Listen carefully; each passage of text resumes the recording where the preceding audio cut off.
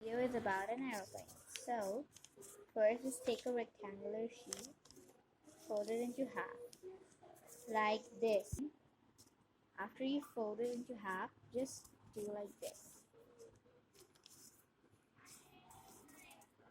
Yeah, then just fold it till here, like this.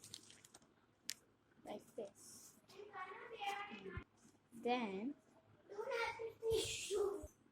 Then take a thing like this and make it like that and like that.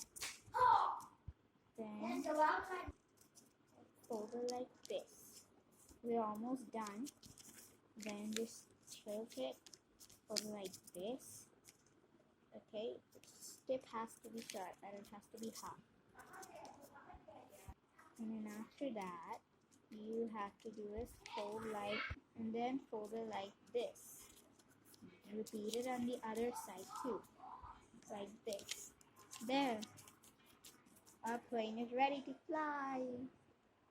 Woo. It can glide too. Thank you. Please subscribe our video.